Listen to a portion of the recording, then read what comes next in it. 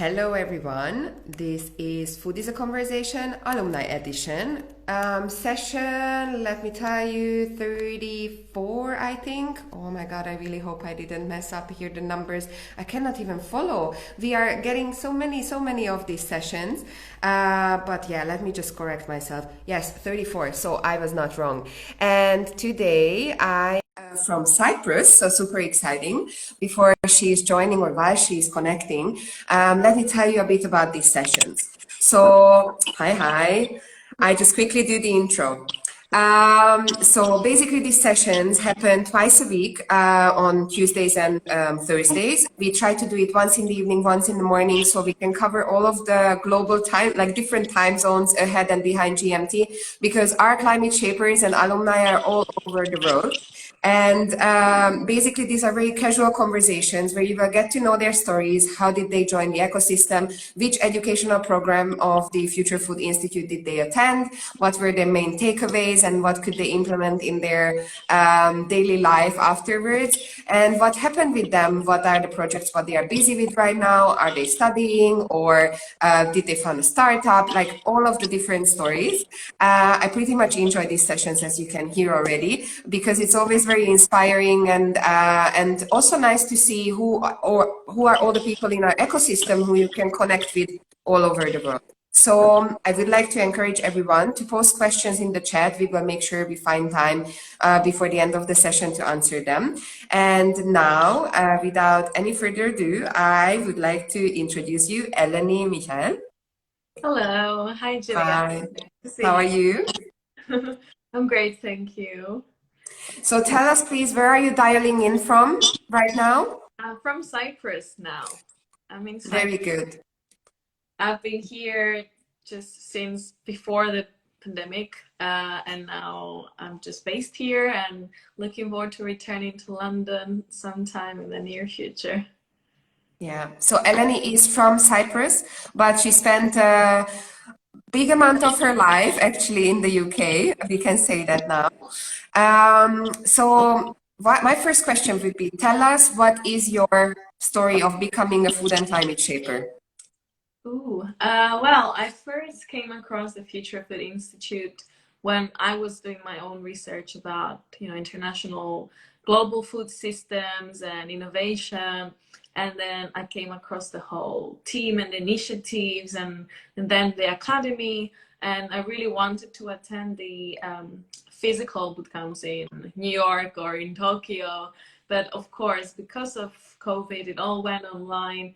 But I found that that perhaps was the best alternative option for us, if not better, because I had the chance to meet all these people from all continents around the world and connect with them and create together and stay in touch until now and create this global network of like-minded individuals.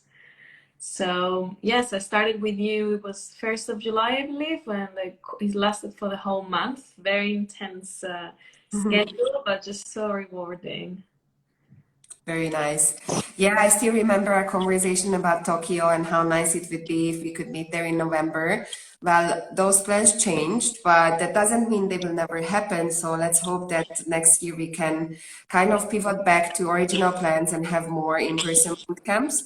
But yeah, till then, we will keep up with the digital one because I cannot agree more with you that I feel on this way we became a bit more inclusive and it gave us the opportunity to have in one session so many different people from all over the world.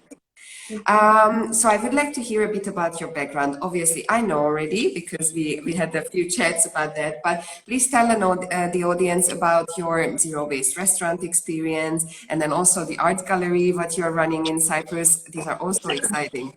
Sure. So over the past 7 years working in the UK in the food industry, I started from hotels and then moving to catering providers and then fine dining restaurants, Michelin star restaurants. And the more the more time I spent working in luxury hospitality and service, the more I was questioning where the food was coming from and where it was leading up to and how people were perceiving it, how the diners were appreciating what they had in their plate. And that's what brought me to then go and discover some farm-to-table restaurants around the world. Like a short experience I had at Blue Hill, Stone Barns in New York, and then with the relay community in Copenhagen, volunteering for the Seed Exchange Festival in August. And that really changed my perspective in my mind. So coming back to London, I was trying to see what I could do with my existing surroundings. So I was no longer in a farm in green Denmark. I was in the center of London. And that's when I was approached to run a project with an established chef in London who already had 3 restaurants in central London and wanted to open a 4th facility where we would be doing internal use of cuts of vegetables or meats or other byproducts of the food. And that's how I got on board. I helped to open a restaurant in Chelsea. It was a zero waste themed restaurant with recyclable furniture, and we were doing a holistic approach to saving food between the restaurants of the group as well. And then closer to spring, I moved back to Cyprus to manage our newly established art gallery here in Larnaca. It's a gallery welcoming all sorts of art. And at the same time, we have a very holistic approach to the way we operate. As a facility in Cyprus, we have a beautiful garden with lots of different varieties of herbs and grow our own vegetables. And hence, this is how I did the Climate Shapers supper with you in July. I hosted it at the gallery and invited some local farmers and producers from Cyprus, and we had conversations around sustainability and the food system in Cyprus. Yeah, that reminds me, you have that special fruit. What is indigenous from Cyprus? I think we had this conversation during your application process. Can you please tell us a bit about that? We do, yes. So in Greek, it's called, well, in Cypriot dialect, it's called papoutsosiko, which is frangosiko in Greek, is the prickly pear, as you might know it in English. And in South America, they also call it cactus fruit. It's this very round and prickly fruit that actually, if you cut through it, is super hydrating, and it also works as a preventer to fires in forests. So we started cultivating this with my father in Cyprus and looking to see into its nutritional benefits and how it can be used as an alternative produce that doesn't require as much irrigation versus other fruits. Yeah, so very nice. I think you also mentioned that you are trying to figure out what products you can make out of it, right? Like how to process this fruit to put it in a format, how else you can preserve or consume it, right? Exactly. So if we're looking into instant consumption, you can have it as a fruit. If we're looking into preservation throughout the winter or export to other countries, you turn the pulp into a jam and you turn the seeds into essential oils. And there's a lot of magical nutritional benefits for the skin, for your health, even for inhaling through some steam. So, wow. possible. All right, something what I need to try when I get to Cyprus the next time. So, and what about your next steps? I heard that you actually started new studies in food anthropology. How is that going so far? Back to school, back to school after 3 years. It's great. I'm loving it. I'm actually absorbing so much information in such a condensed time. A little bit similar topics to the ones we were discussing with the Future Food Institute Academy. We're looking into the anthropological perspective of food systems. So how food has been influenced by society, culture, economy, and history, and vice versa, how society perceives food and how we adopt certain trends or reject other trends, food taboos, prohibitions, commensality of food. So it's super interesting, and I can't wait to just create my own projects through this course and keep them long term to create more and more innovation and help to the world.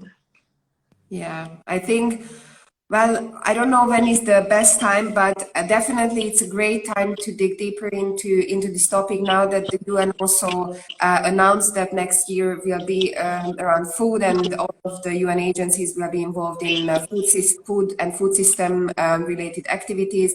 I think it's crucial because this year definitely showed us how fragile our food system is, and we need to work on that also for human health and nutrition, but also for our planet's needs.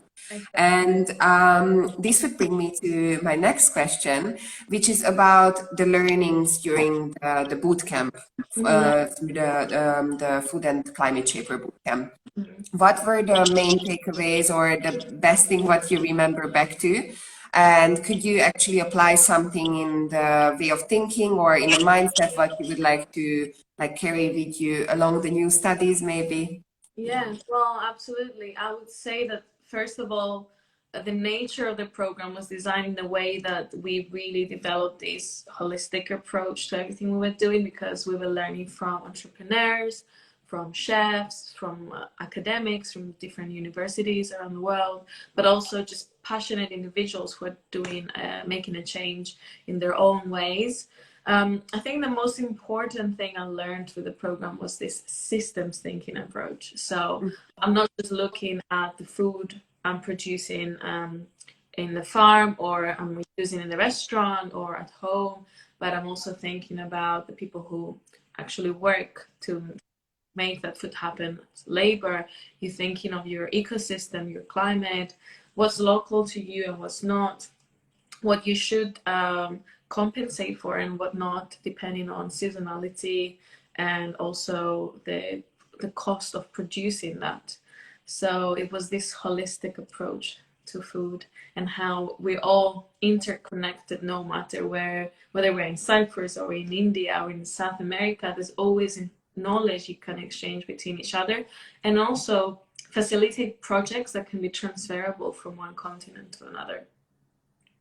Yeah, I think these courses actually give us the opportunity to see best practices from other places, and I don't think that you can necessarily copy and paste from one area to the other. Yet you can take certain elements of innovation or solutions, what could be applicable for other contexts.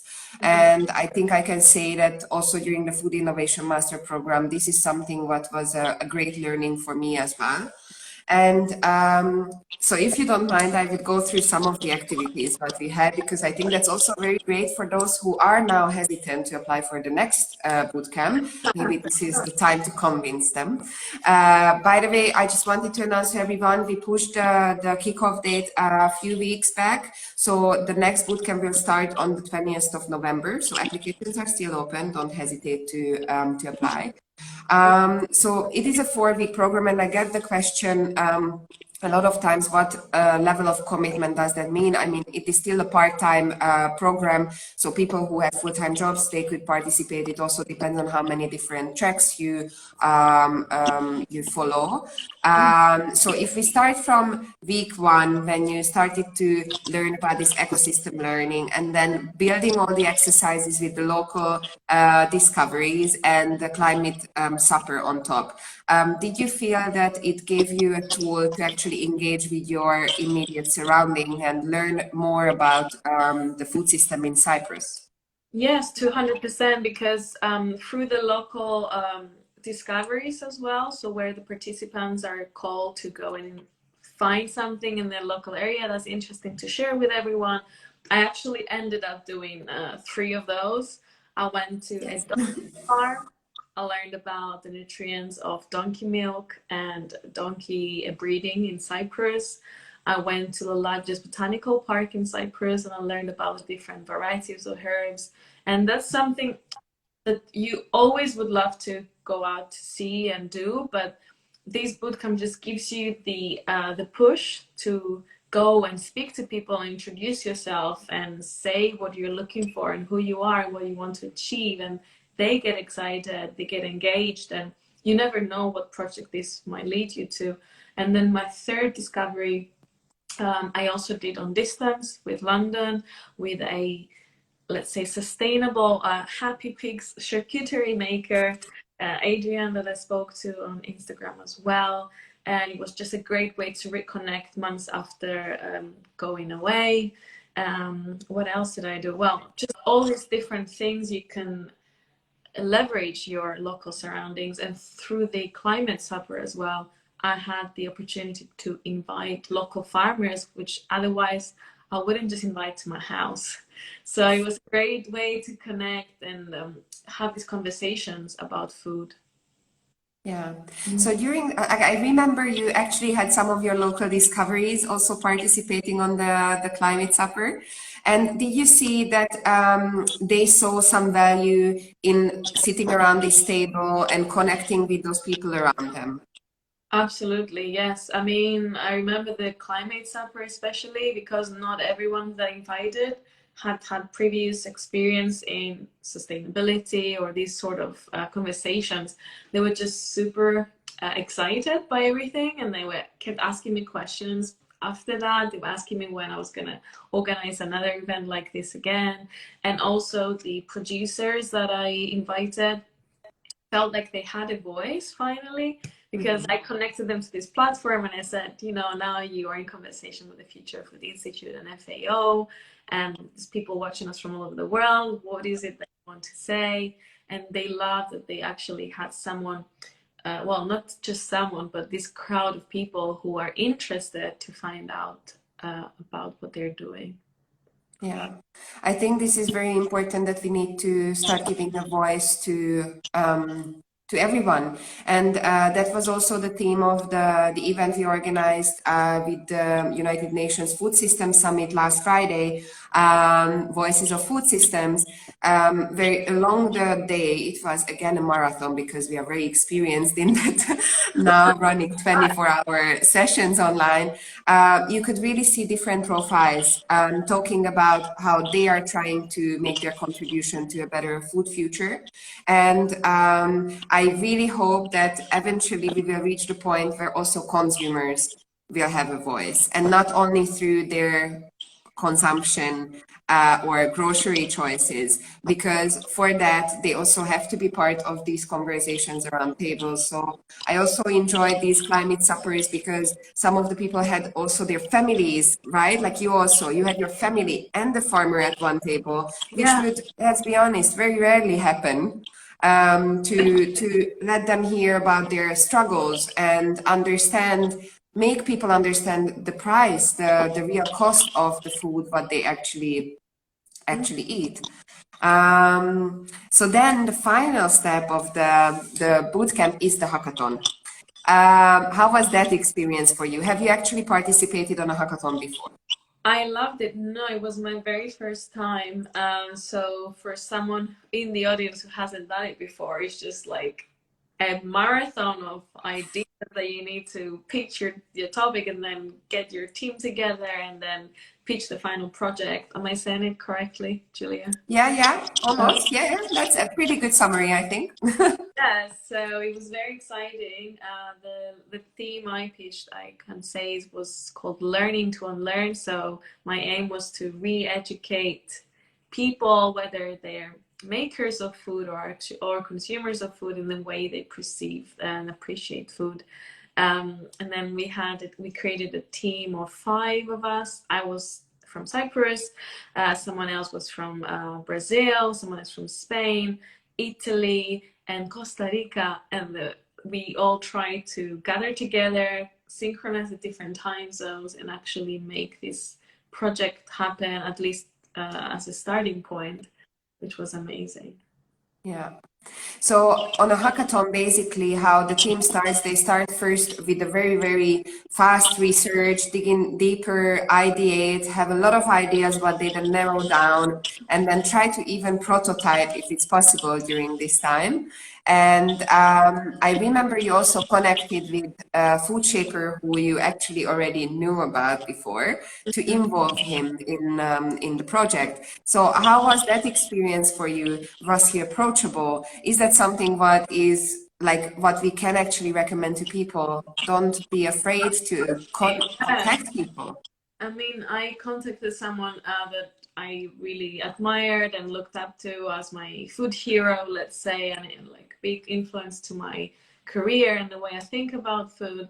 And I never thought that he could have responded to my message, you know, but I think he found the idea exciting. And until now, it's been, what, 4 months? We're still in conversation about different things, and you just never know where it's going to take you. So Future Food Institute is definitely like a passport that allows you to many doors. Yeah. I like this. I like this analogy. So tell me, the final question, what I always have for everyone on these conversations is, if you would have no barriers, nothing, so you can be really utopistic, how would your future food system or your food future look like? Very utopistic. You need to be careful with that because I have a big imagination.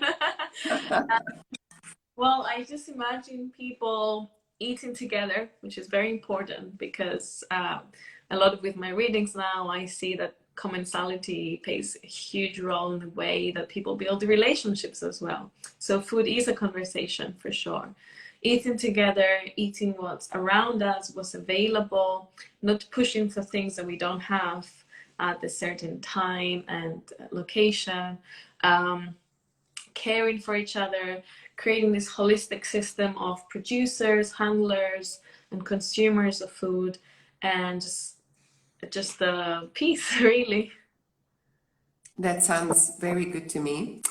So I would love to reconnect and stay connected in that ideal future. So I'm pretty sure that we will be in touch. And I encourage everyone, if you would like to know more about cactus fruit from Cyprus, or the studies what Eleni did, or about zero-waste restaurants, don't be shy and reach out to her, because I'm pretty sure she will be very responsive. Bear with her, she's studying right now, so it might take a few days till she responds, but she will be responding. Because she knows that she appreciates exactly what happened with her. So as a closing, I would like to just repeat to everyone that we actually have our next bootcamp coming up. You have still a few weeks, but I would not waste your time. Just fill that application out so we can get into the conversation and see if this is a program that you would like to spend your free time in November with. And such a great present before Christmas to get your certificate from the Future Food Institute and FAO. What else do you want?